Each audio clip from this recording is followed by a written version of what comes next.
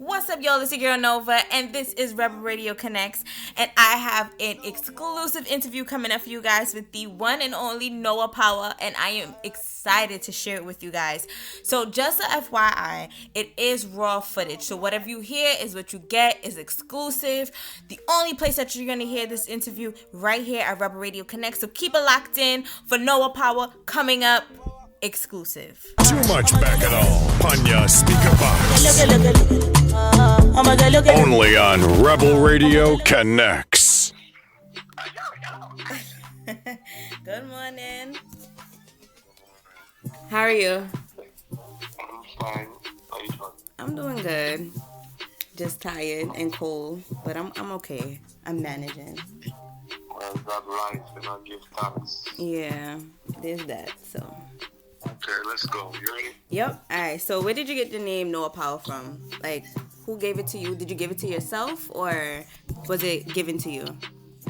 Well, the Noah came from me, my government name, Noah Hard. You know, so them just was shortening. I guess when I was younger, them just said Noah instead of Noah. Noah, like Leonard? Like no hard, like Nohard, like, you know, when you're not hard. Oh, I okay. don't. I never heard that I name don't. before. That's a unique name. Nah, because I'm different. I'm special. You feel me? So nobody has that name. Nobody so I I'll never know. get in trouble. I'll never be identified for anybody. Cause you're the only person with that name. And then where The did the only power person. come from? Well, the power, I was actually on a boat ride plane, and Noah Powa, it just rhymes, and I was like, yo, let me show you that me have the power.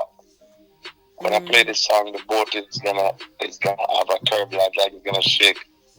And I actually played the song, and I think the boat hit a wave. it's actually a true story. And then from that, everybody just starts saying Noah Powa. Mm-hmm. So you do got the power to make a boat shake and make everything shake. I have the power to do a lot of things, And what was it like growing up both in Jamaica and New York? Because you're originally born in Jamaica, right? Correct. Okay. So what was it like growing up both places? Well, I mean, growing up in Jamaica, as a younger youth, I'm from the uptown garrison, so it was rough, growing up. When I said rough, still, at that point going to school, you never really have all the luxurious things that you want. You never used to have the 10 pair of shoes and all that stuff, Mm-hmm. and you have to try to make a way for yourself. So, music was like, my first choice, where I was like, okay, this is what it's going to be. And I used to sing, I used to DJ, and, I then stopped going to studio and just start playing sound. And, that's when my life in Jamaica just started changing, where I could see a little dollar in my pocket, but it wasn't a lot. So, moving to America, and doing this music stuff, it's more different. So, the difference with growing up in Jamaica and living in America is much different, as I went through the struggle in Jamaica. I went through a little bit of it here, but it was much better living here at that point, because I started making money. Mm-hmm. And how did you really get your name started out here? Like, how did you get buzzing out here? Because you were buzzing out in Jamaica and then you had to leave. How old were you when you left? Well, I left Jamaica around 18, Okay. 17, 18, around that time. I used to play couple big sounds in Jamaica, and then Sound Trooper gave me my visa, and I stopped playing Sound Trooper after a year, and then Squidly ranking that all-time artist song and tell me one day in Jamaica that Natural Vibes was looking for me. That's a big sound from New York back in the days though. So I came here playing Natural Vibes, and that's where I started making my name in the streets. Mm-hmm. I just used that sound and used my talent that I had. And that's how you started buzzing in New York. Yes, correct. And how did you know that you had a love for music? Because you said, you just started doing your music and then you went in the studio. But how did you know like that was what you wanted to do? Well, I mean, when I said I started doing the music, I mean, I would like start taking it more serious because I'm actually born in music. You understand? I'm born in that music stuff. Growing up as a little youth, there's a lot of street parties used to keep, and we as a little youth used to go to street parties, pick up buckle and them things to the sell, and so we used to sing on choirs in church because I grew up in a church also. Okay. So just taking it serious where I just started going to studios, and it wasn't working out for me as an artist in Jamaica when I was doing it. So that's where I started playing music, like being a MC on a sound system. Gotcha. And then what made you get into comedy? Because that's what really, I guess, took you up, a couple notches over here. You started going viral basically on social media with your comedy. So what made you get into comedy, and how did you know that, okay, I think I'm funny enough to create content? I mean, everybody born with a inner talent, Yeah. You understand? Sometimes you just need a motivation, or you need a platform to bring it out of you. You understand? Because maybe you got a talent in you that you don't even know until you see that platform, and then you just say, yo, let me try this, and you just work. So, going to school in Jamaica, always being a clown, a good clown, I just say, just always, class clown, I should say, and, giving jokes, always messing around, always doing crazy stuff. And you know that you have that like acting skill in you, but it wasn't something that you're taking serious, or you're looking at, I could be an actor when I grow up. You understand? Yeah. So until you start seeing more opportunities, like the how should say, was it MySpace or Facebook? One of them, and then you just start having this 15 seconds stuff that came out. And that's what, like with the Vine and stuff like that. Yeah. So that's when you start seeing that you have the comedy. Because if you retract on my career, I did 2 movies. I did a movie called Bashman. That's when my boys approached me about doing that movie. I didn't know I was an actor. As I said, you don't know until you try. I heard the script for like a extra. It's a little small scene, and I did so good in the audition where they gave me a lead, and that's where, I figured that, I could do a little acting. But the comedy part of it, it's still acting. So, you just have to just be hilarious, and I'm always a hilarious person growing up. So, that's how I figure, say, we can do this stuff on Instagram also. And then, so you decided that, okay, you're going to go on Instagram, and then you basically, I guess, you found, how you got to find your sound in music? You found your sound with comedy by doing the impersonations of Bounty Killer. So how did that come about? Well, Bounty Killer is always my DJ from I'm younger. Okay. I'm always, like, trying to act like Bounty Killer, trying to talk like Bounty Killer. And, I guess they say practice becomes perfect. But don't try it, though. You might not, I don't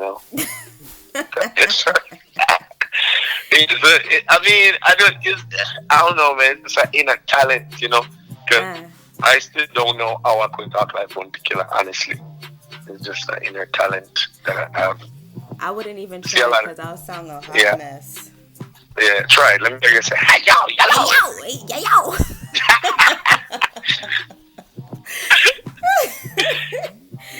I sang a little bit like it. No, leave it alone. I'm begging you, please. Stick to what you do. Don't. Dang. All right. At least you being honest with me. Thank you. All right. I see a lot of people trying that killer voice, man. But I just laugh. I just let them do their stuff and just. I could have sworn the other day I seen someone doing it on Instagram, like I think it's a guy who was doing an impersonation of him. I can't remember where I seen it, but Yeah, I know what you're talking about. Yeah, Okay, man. okay, okay. I know I'm not Big going him up, crazy. big him up, big him up, big him up. Go on to your thing, brother. Just pay homage and just say yo higher one, okay? Hey, he doing his thing, I guess. But you see, he learned from you. You the teacher. So he But that's just the thing. He's not gonna come out and say that. He's gonna come out and say a bun killer. Him learn from her or whatever. But you see, I say them youth. That's the problem with our society that we're living in and the world that we're living in right now. You see, when you're good at something and people respect your craft, they're scared to come out and say it. You understand? So Yeah. that's why I said I don't know him.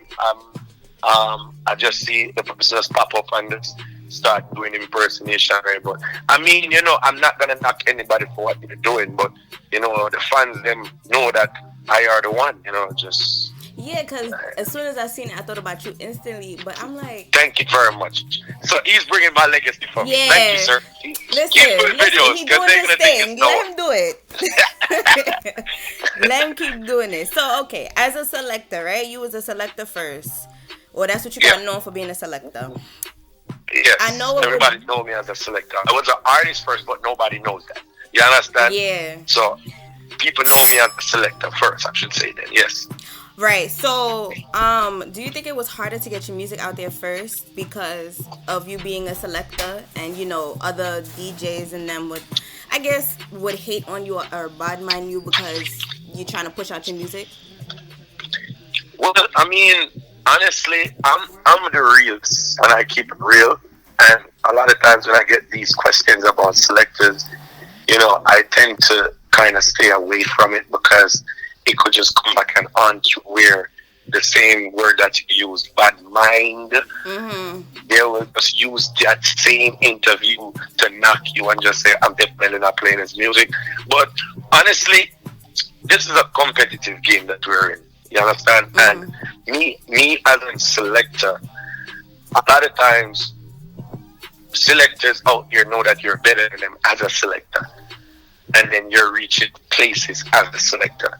So when you try to take something up now where it's going to make you reach further and more bigger and more known, a lot of times people will be glad for you, DJs will be glad for you, and some of them will not. You understand? So it's gonna be a lot of them out there who is willing to play my songs and say, "Oh, I'm playing it because this is a selector, being an artist and he's very talented. So let me help him." And then you're gonna have some that's not gonna do it because they feel like, "Oh, if I put this dude out there more bigger and popular, he's gonna be better than me." But it's not about you being better than somebody or in their talent or whatever they're doing.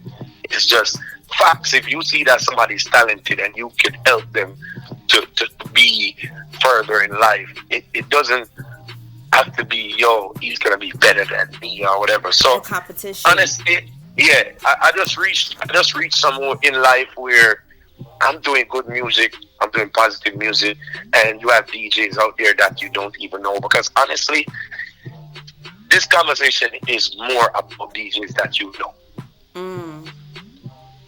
You understand? The ones them that you don't know, they don't care. They just play music because they love music. You understand? So this stuff about DJs not playing me because I'm a selector or whatever, and wouldn't want to play me or blah blah blah is only DJs that you know, man. Like DJs who you think DJs. is your competition.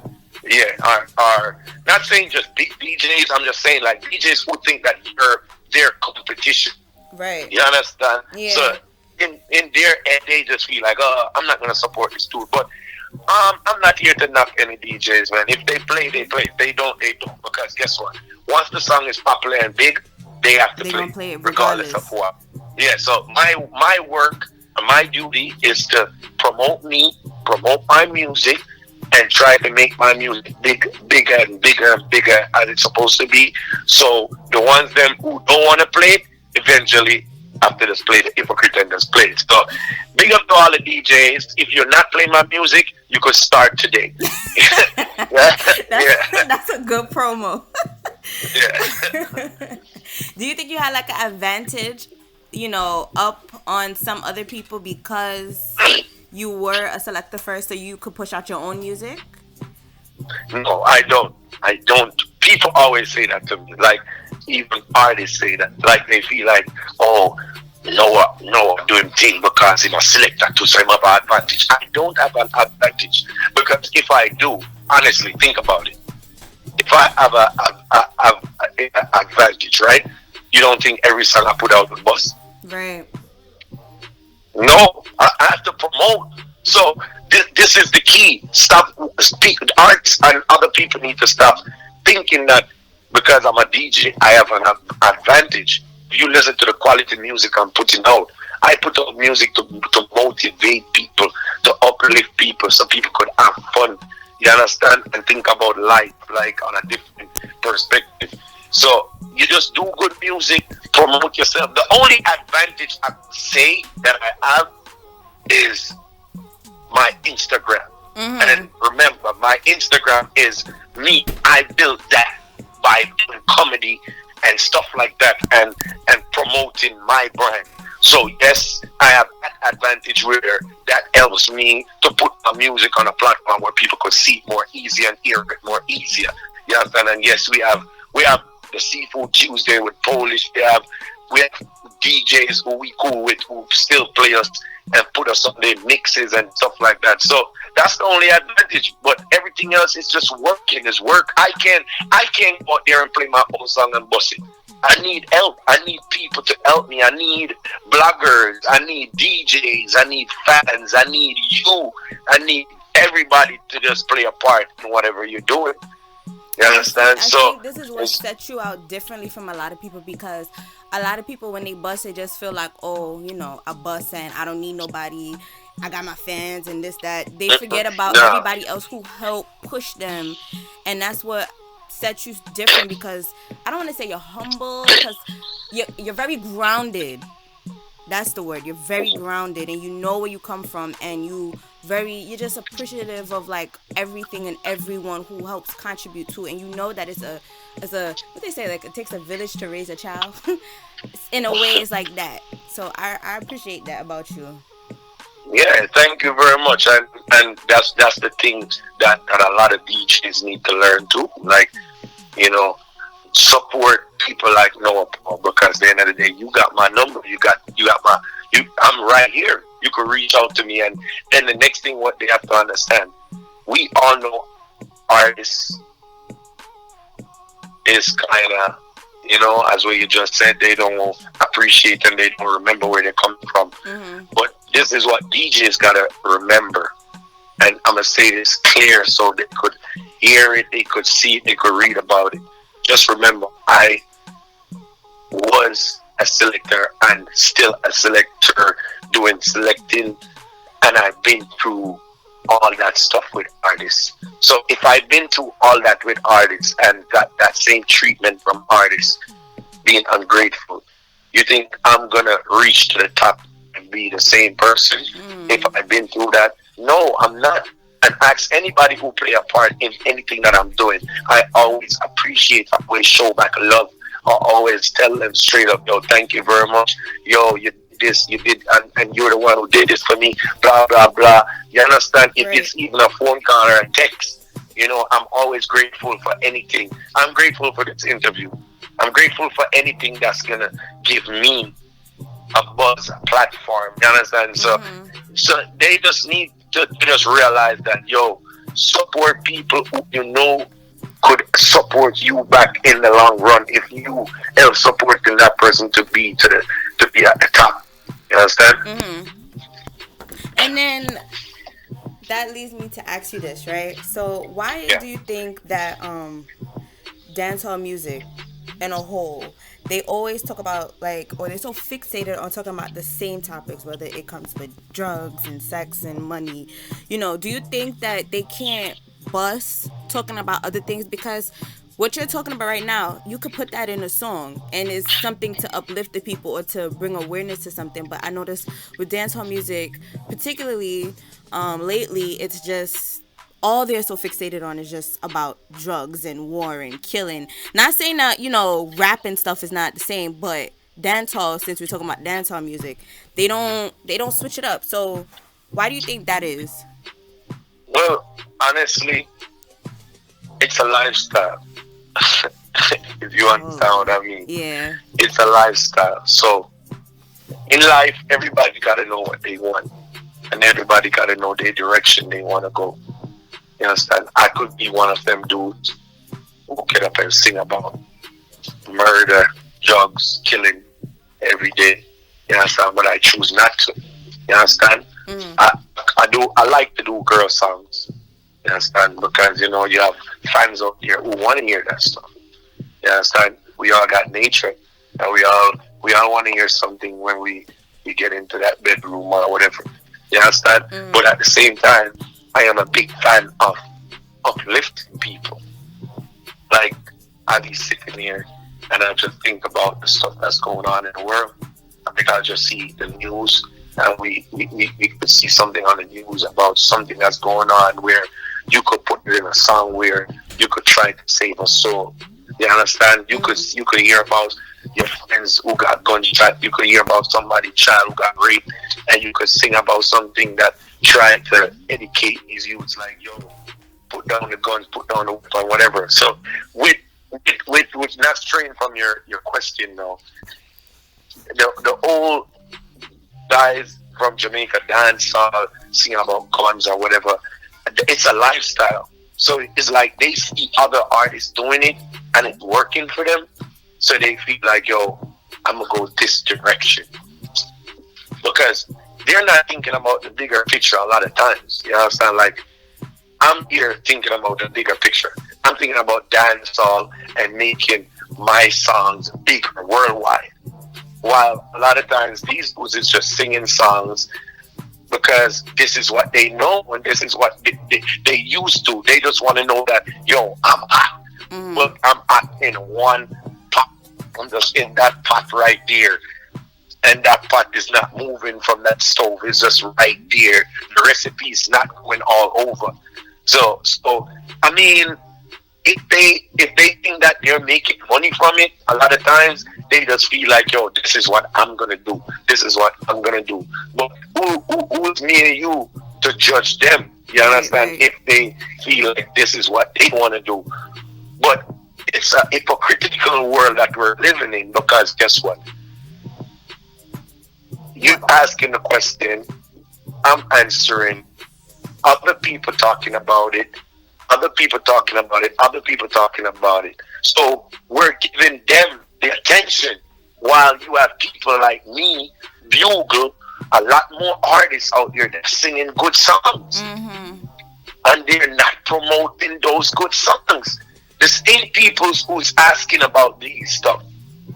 You understand? The same people that's putting the attention on the negative songs. They're not trying to use their energy to promote the good ones. So let me ask you this, right? I want to throw a curveball at you, and I know it might get you thinking a little bit, but think about it. Jamaica don't make guns.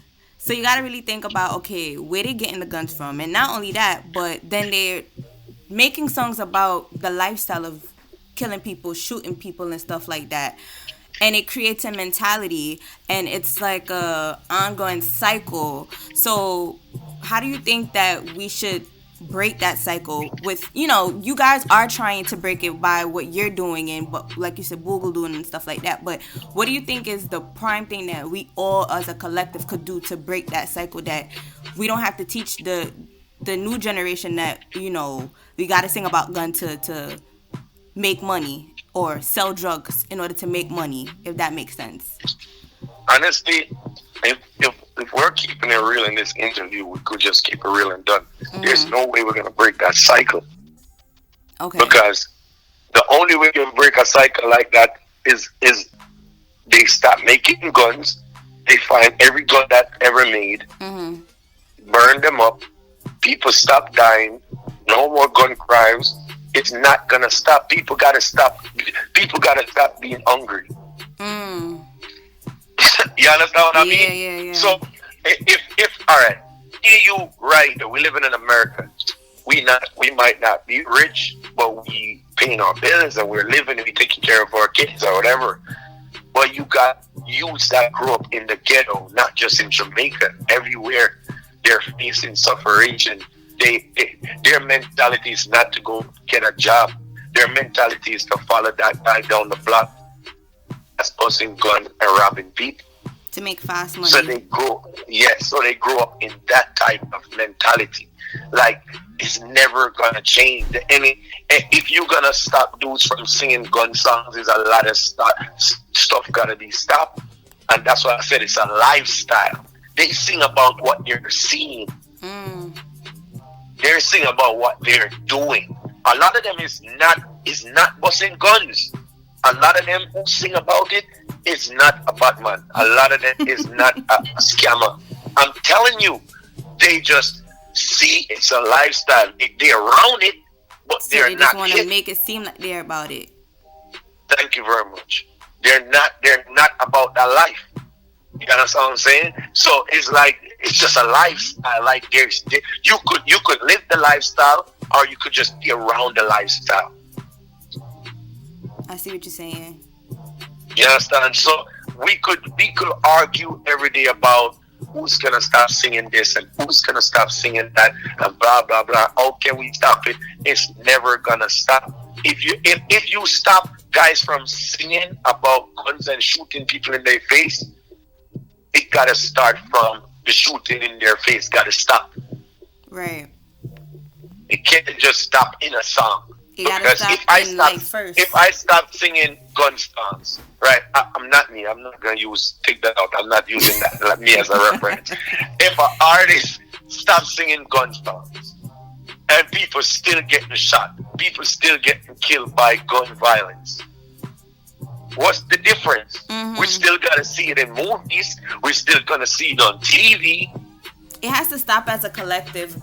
I completely agree with what you're saying. It has to stop as a collective. That's what I was trying to get at, because it's just, I don't know, it just baffles me sometimes. So I just really wanted to see what your head point was and your viewpoint about it.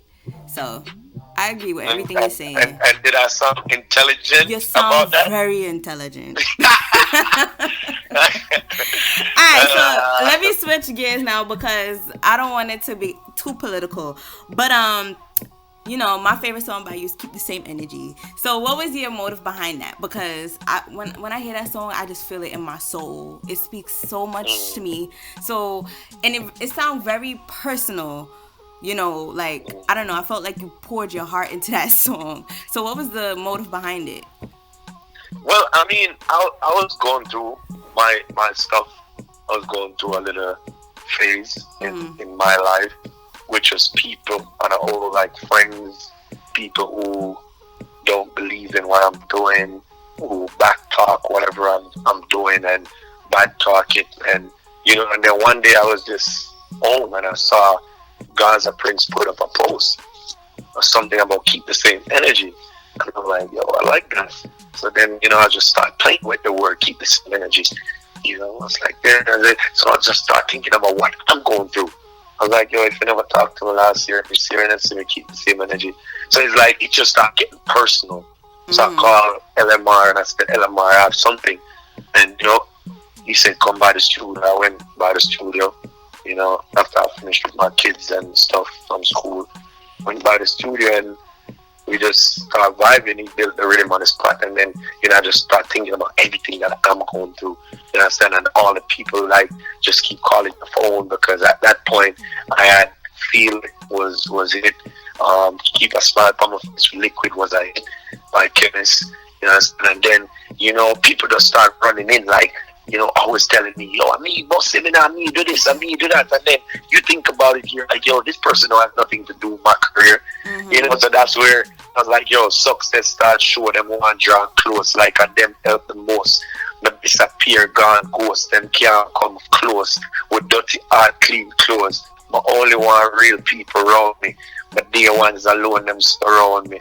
My family, where we struggle together, can't call you a friend, never call you a brother. So it's like everything it was just a personal vibes. And at the same time, because I write songs like this, I don't write songs just for myself. I think for people. I was thinking about you. I was thinking about you. I was thinking about that person. Because I know that you've been through. I at least one of the line in that song reflects on you. Song. Oh my God. Yes, it was just something personal about me and everybody in the world that's going through something.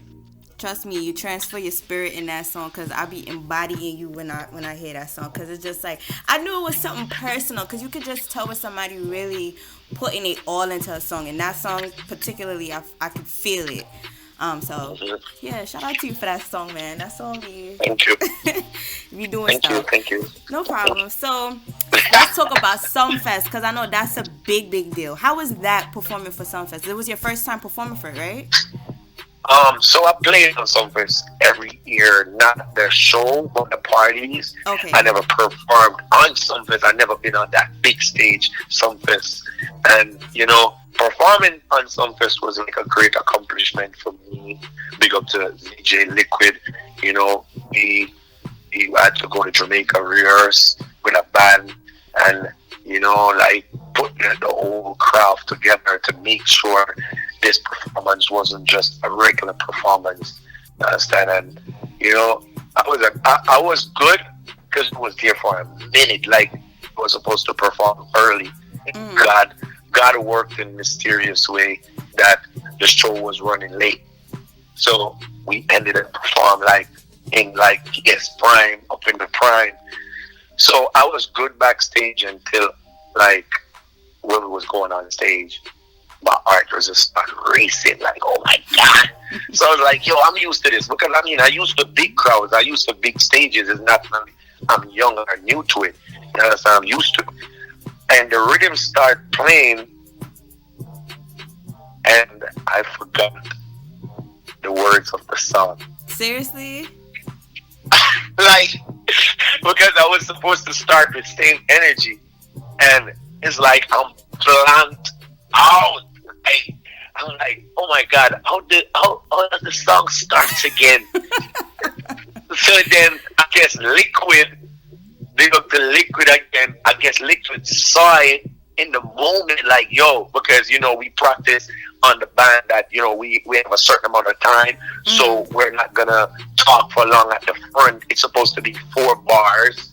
Like, the intro is supposed to be 4 bars, and by the 4 is finished, the song's supposed to start. We don't have no fear, blood. I forgot everything. I don't remember how the song started. I don't remember nothing. And then 4 more bar pass. So Liquid figure it out, and it's like, yo, oh my, look like I know something I would know by or something. Okay, hear Liquid said, we don't have no fear, blood. I was like, okay, we don't have Miss Fear.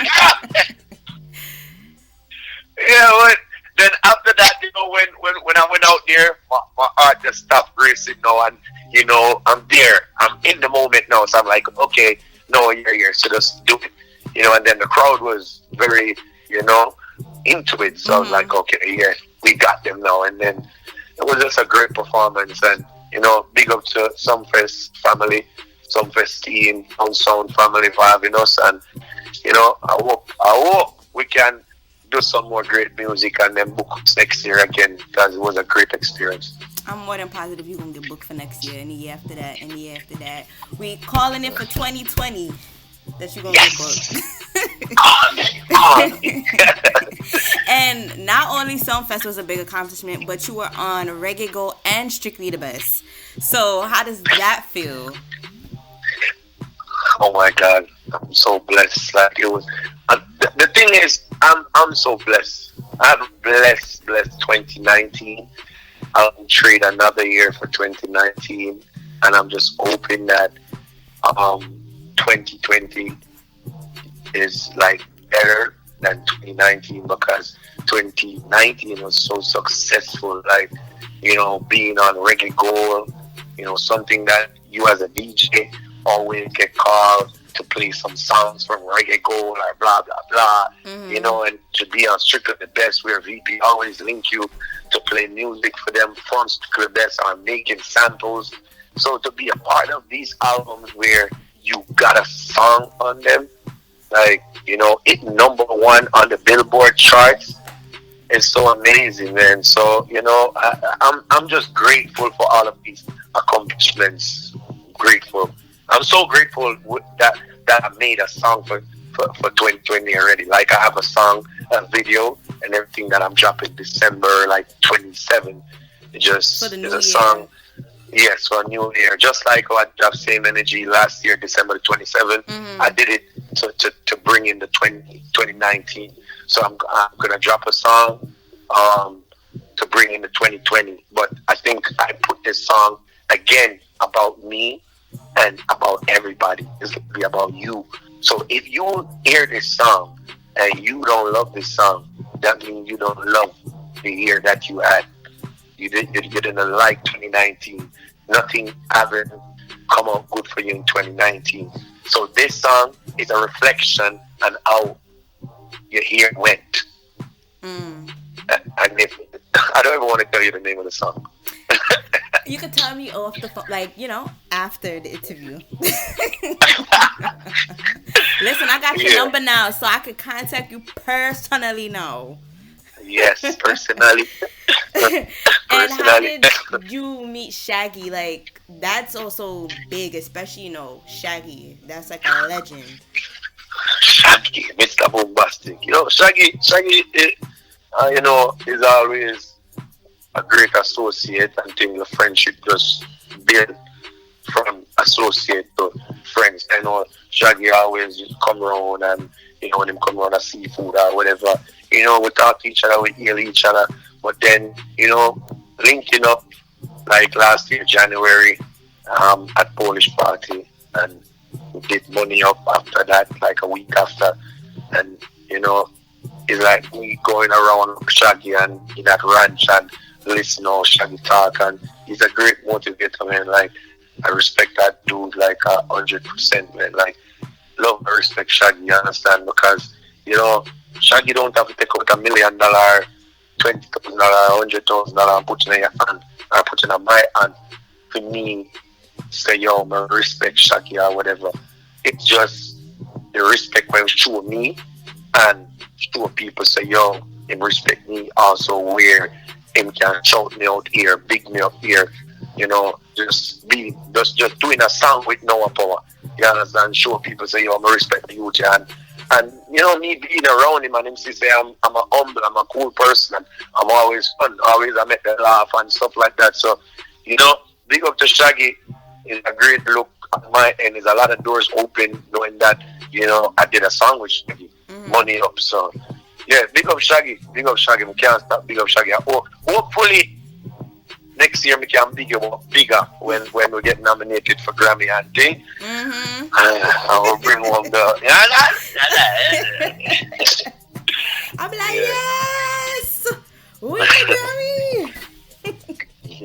Alright, and then your new song, Fun. I was listening to it today, actually. And to me, when I heard it, I'm like, this is like mainstream. Was that what you were trying to go for? Like mainstream? Definitely. Okay. Definitely. It's all right. I don't want to say I'm not being a hypocrite. I want to go mainstream, but at the same time, me and Birch just linked up and decided like we're gonna do a song. And he been said to me like, yo, I want the song to be fun. So if you listen to the song, nothing in the song says fun. We just call the song fun because the conversation was about doing a song and it's going to be fun. So it's like, okay, boom, let's do something that is going to change the whole, vibe of where dancehall is, So when people hear it, they might hear dancehall, they might hear this, they might hear that. It's just a mixture of everything that you hear in the instrument, in the beat. And I'm actually singing. I put a lot of dancehall in it, but then I start singing some stuff like, yeah, na na na. To catch other audience. You understand, sir? So that's the point I'm trying to make earlier. Like, you have songs like Fun. So everybody's complaining about dancehall and why we can't cross over. We have songs that could cross over. Because if you really said you listen to Fun, not because I sing it, It's a nice song. Like, my kids love that song. My kids sing that song like every day. My two daughters sing that song every day. They go to the shower and I'm downstairs, I'm hearing that song's playing. You understand? In the bathroom, when they're in the bathroom. You understand? So it's like, it's a nice song. So why we can't push fun to mainstream then? Why? We have a song right here. Yeah. Well, we have the song. So we need to stop complaining and push the songs that need to be pushed. I definitely feel like that song you definitely should push mainstream, because I can hear it on like a Hot 97 new at 2 kind of mixer thing going on. I can see the potential for that song. Definitely. Yeah. Me too. And 2 more questions before we wrap up. So I know we spoke a little bit earlier about the culture of the music and stuff like that. Do you think that it's getting watered down? And if you do think it is getting watered down, you know, with all the culture vultures, let me say, because it's crazy that you have artists like yourself and other artists that's been in the game a long time and have yet to reach number 1 on the Billboard charts, but consistently other people who are not born, I guess, into the culture have a number 1 spot on the Billboard charts at all times. So what is your plans on keeping dancehall music alive? And do you think that we sell out ourselves or our culture to these people, but then we complain about it after? So like 2 questions in one. So when you said people is born on the Billboard who's not really Jamaican, like, give me an example. Okay, so they had this group. You see, I don't really want to call no. I'm gonna call names. I don't care. So they got this group, Sticky Fingers. I think that's their name. And then they have these other, you know, people who don't look like us that are in these foreign countries that probably have never been to Jamaica a day in their life, or they were taught the culture by an authentic Jamaican, and they consistently hold a number 1 spot, or they're consistently, you know, I guess their album is consistently always number 1 or number 2 on the Billboard charts. But then someone like you will come and you'll make a song and then you'll probably get number 1 for like a week, and then you'll drop back down to like number 15 or 20, or you don't even get that position anymore. So well, honestly, stuff like that, it comes with a lot of things, man. Like, we could sit here and talk about who could go Billboard from who will not go Billboard or whatever, but all of this thing, it still comes down to a lot of people got engines. And when I said a lot of people, they got engines. A lot of people got the right plug. A lot of people got labels. A lot of people know the gatekeepers and know people who could push their stuff, because honestly, actually, not trying to cut you off, I saw the interview which you had with the Nightly Fix, when they were saying that you are a gatekeeper, and you got kind of rowdy about that. You didn't really like that. No, but I mean, they was just talking trash, man. Like, and you know, big up to Nightly Fix family and Harry and Nara and the whole team. But I think they were just saying that to draw me out to see what I'm gonna say. But you know, their perspective of me being a gatekeeper is to say that a lot of artists in Jamaica trying to reach overseas, but then I answered them and I told them like what it is. Like, if you an artist from Jamaica and you try to focus on just Jamaica, that's where your stuff is gonna be. Right. If you try to reach out to people from over here, you have medias, you got your interview platform that you could help artists from Jamaica if they try to reach out. You understand? Right. It just takes context. So with me and what you're saying, if I have an engine like a lot of these people who got an engine, my stuff will definitely reach where it's supposed to reach. You understand? Mm-hmm. Because if you know that you have money or you have the contacts, you're not trying to give up your contacts for free. You want something out of it. So if I come to you and say, yo, I want you to help me with my career, first thing you're going to say to yourself, what you're going to get out of it. So a lot of times, so that's what I'm saying. So with all these Billboard stuff or whatever, yes, you have other people out there who's not from Jamaica, who don't know about dance, but they're doing dancehall and they're reaching to another level because it's politics. It's politics in everything. You understand? Because if we wanna get up and think about it, like it's a lot of artists out there that singing positive music and good music. I don't think it's the music. People are making it seem like, oh, dancehall is dead. Dancehall is not dead. Dancehall is alive, but it's just not selling. It's not selling. It's not selling, and we just have to just accept that.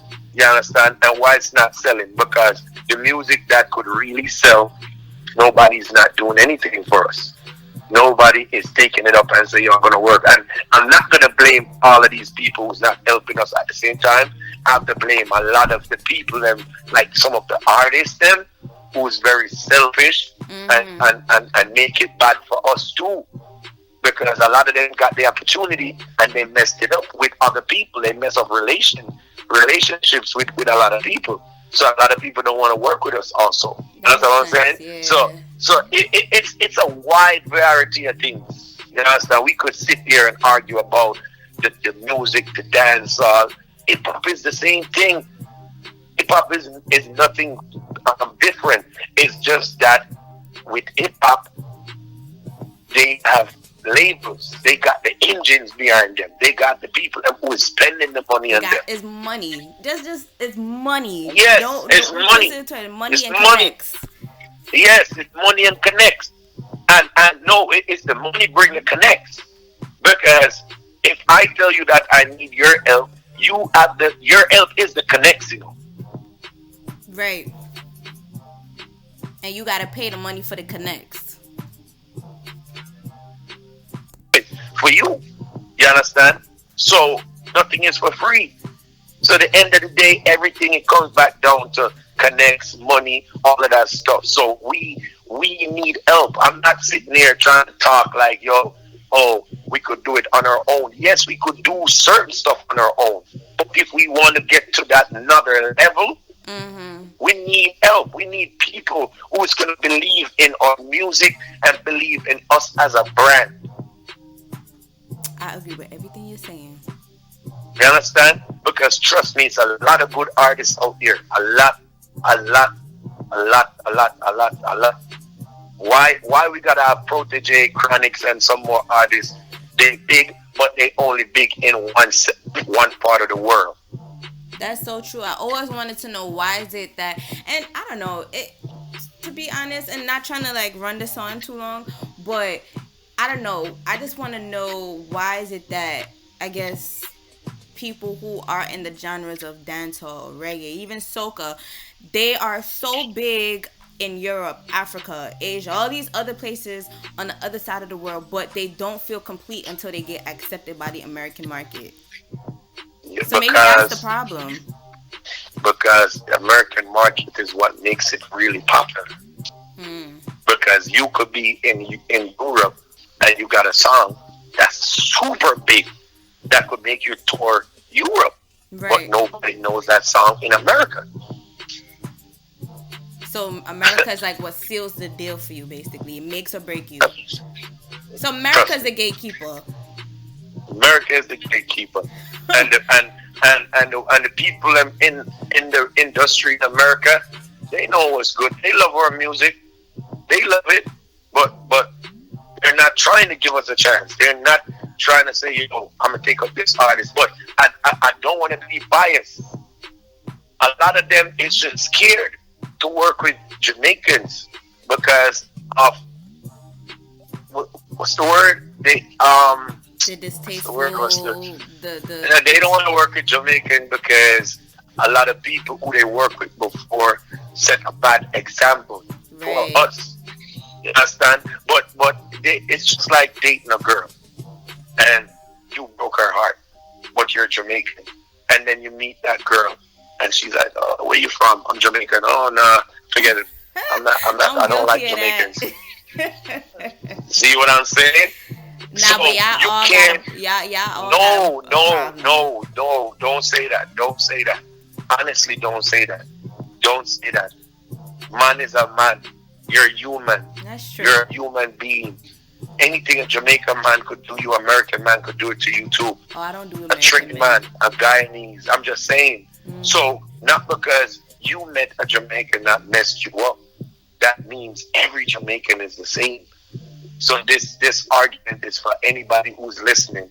Not because you got a bad example with a Jamaican artist. Everybody is not the same. You have people out there like me who are willing to work. I'm ready to work. If it's 5 o'clock in the morning, I have to wake up. It's 5 o'clock. I'm willing to work. So it's not everybody out there is the same. If you call and say, Noah, yo, we have this interview 4 a.m. It's 4 a.m. I'm the one who hit up Chelsea just now. I said, Chelsea, what time is the interview again? Because that's me. I'm working. So it's not about, oh, you have bad example with people, so you don't want to help them. You don't want to take Jamaican music serious, dance, all that, blah, blah, blah. But you're taking some other people serious because, you know, you could just tell them whatever and they do it. So it all comes down, it's a big argument. It's a big variety of things. So people need to just stop. And what's mainstream? Point your fingers. Let me ask you a question. How do a song reach mainstream? What do you mean? Because we hear a lot of songs. We hear a lot of songs that could go mainstream. To me, mainstream is the same gatekeepers. They unpick the music. Yeah, If they do. Like They this, do. they like this song that's kicking up in the streets already. They plugged it to at 97 the power, the this, the that, and that when the song getting rotation now, it's already hot in the streets. So these big major stations pick it up and they run with this one song. So that's it. It's a handpicked type of vibes. You don't just go mainstream because you're a dancehall artist and your songs so good. It's a lot of songs out there despite all of the negative ones.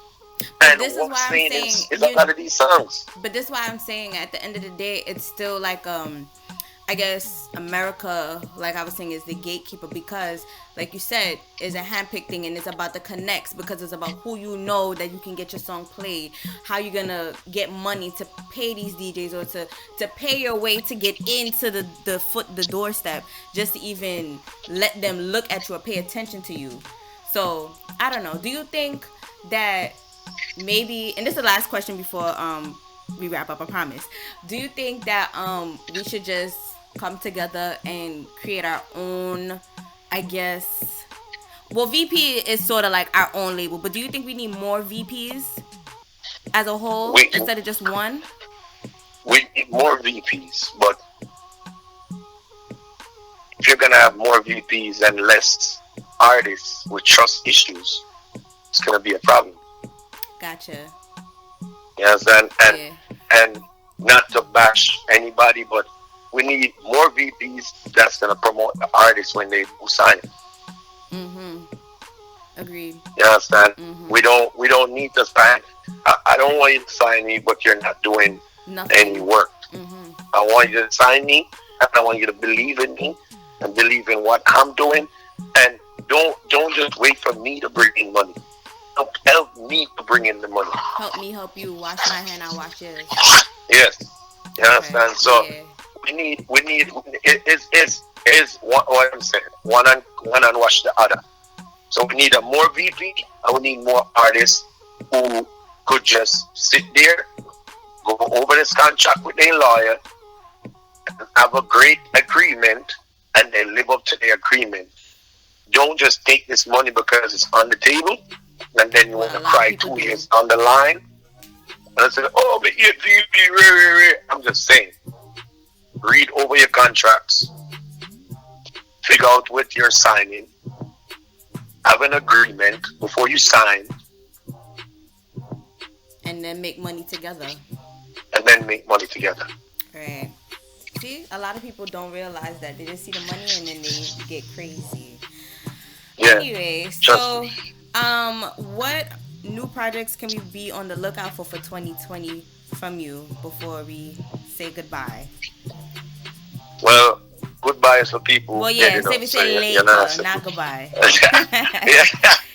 Yeah. So we're working with fun. I'm not trying to put out a bunch of records and just kill another record. So me and Birch is doing work on fun right now. And as I said, I have this track to drop December, and I did a couple more songs, a couple more main producers and stuff. So it's just more music, more shows, more just work, man. Just keep working, and I hope people support the music, people stream the music, will people just watch the videos, buy the music, stream the music, just support the thing, man, and just keep on supporting. Listen, we as the people, me as an artist, the fans, we the one who could shut everybody up about dancehall. If we support our music more, try to uplift your artists, encourage them, motivate them to sing good music, and at the same time sing party music too. Sing all type of music, but just support them, show them that you appreciate them, and buy their music, stream their music, share their music, share their videos, understand? And we could make this thing work. We could make this thing better. And artists, we need to live together, man. And DJs, we need to live together. Stop fighting against each other and support each other. And that's the next thing too. So that's the next conversation. So that's why I said it's a variety of stuff. We don't have no unity. Nope. So it's hard for a lot of times. The music, then the dance hall that we're saying is dead. It's hard for the dance hall to stay alive at the same time too, because we don't have people like the artists, the ones who got names, the ones that in the spotlight. They don't try to support nobody thing. Like, you see an artist put out an album, it don't take you nothing to post that cover.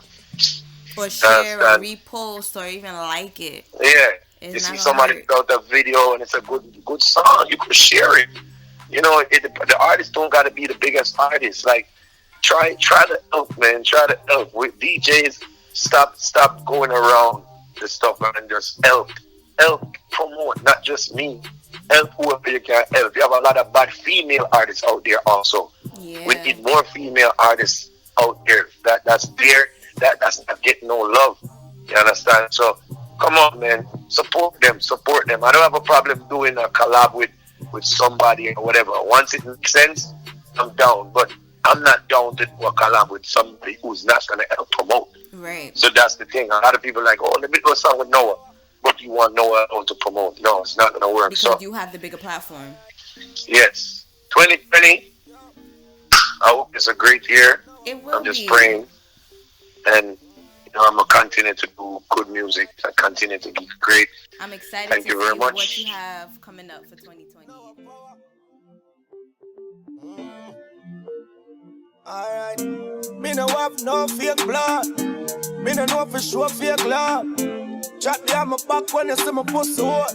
Don't change up. Alright, if you never talk to me last year, this year when you see me, keep the same energy. And if you never support the thing, don't clap when me win.